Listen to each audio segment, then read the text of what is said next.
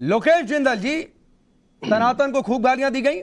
Congress working committee का प्रस्ताव आता है, आप उस विवाद से दूरी बना लेते हैं। भले अलग से आलोचना कर दिया, लेकिन खुलकर नाम लेकर आलोचना नहीं। नंबर एक बात, नतीजों ने साबित कर दिया। नंबर दो बात, आप हिंदुओं को बांटने की कोशिश हो रही थी, जातिगत जनगणना की बात बार बार करके। वो हिंदुओं ने संदेश दे दिया कि भाई ये बटेंगे नहीं, अगर सनातन को कोई गाली देगा तो इसी तरीके का नतीजा आएगा। और आपकी पार्टी के बड़े नेता कहने लगे कि यह सनातन का श्राप लग गया है। नंबर तीन बात, आप जो कह रहे थे पिछड़ों की बात नहीं, वो अब शपथ ग्रहण से पहले बीजेपी ने वो भी आपका कार्ड फेल कर दिया। छत्तीसगढ़ में आदिवासी, आप यहां पर चले जाइए मध्य प्रदेश में ओबीसी यादव समाज से, और यहां पर ब्राह्मण सवर्ण चेहरा, और राजपूत भी देखिए दिया कुमारी को डिप्टी सीएम बना दिया। यहां भी बैरवा को बनाया गया डिप्टी सीएम। करेंगे क्या 24 में, क्या कहेंगे रैलियों में जाकर? राकेश जी, अब यही प्रश्न मैं आपसे पूछना चाहूंगा कि जाति पे देश का विभाजन राजनीतिक तौर पे कौन कर रहा है? भाजपा कर रही है या कांग्रेस कर रही है? जब आप मुख्यमंत्री का चयन, डिप्टी मुख्यमंत्री का चयन, हर पोस्ट का चयन जाति के आधार पर करते हो, तो किस आधार पर आप अपने आप को जो है एक देश? नहीं, मुझे मेरी बात नहीं, मैं आप ही के पास हूं सर, आप ही के पास हूं। ढेर सारी बात, अच्छा चलिए 30 सेकंड और देता हूं। कई सारी बातें आ जाती है ना लोकेश भाई, बहुत सारी बातें आ जाती है। मुझे बात बताइए, एक मुझे बात बताइए। अरे हमें बात तो पूरी रखने दीजिए। जब भाजपा बोलने दीजिए, फिर मैं आ रहा हूं।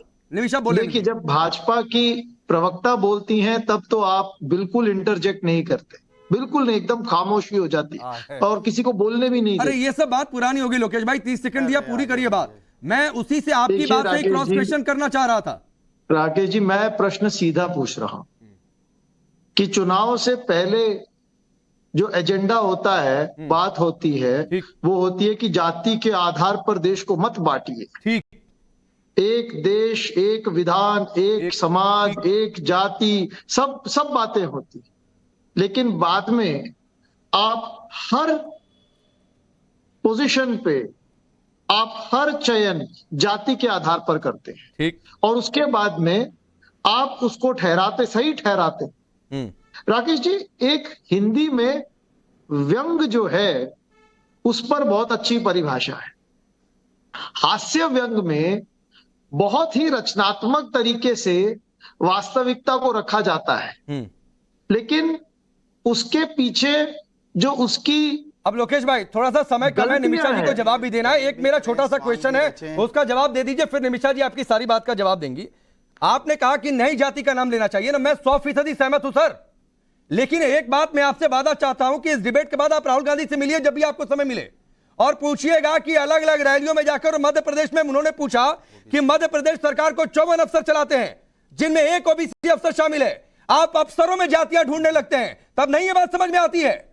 केंद्र सरकार में कितने अफसर, कितने आईएएस ऑफिसर, कितनी जातियों के हैं, आप उसकी काउंटिंग चलने लगती है रैलियों में। राकेश जी, एंटी दलित, सुनिए मेरी बात। तो कहिए ना कि जाति गिन रहे थे। आप क्यों कह रहे हैं कि जाति नहीं गिन रहे थे, और जाति नहीं गिनी जानी चाहिए? दलितों को दबाया गया है, राकेश जी, दबाया गया है सदियों से। अगर हम बात करते हैं, चलिए, वक्त इतना ही है।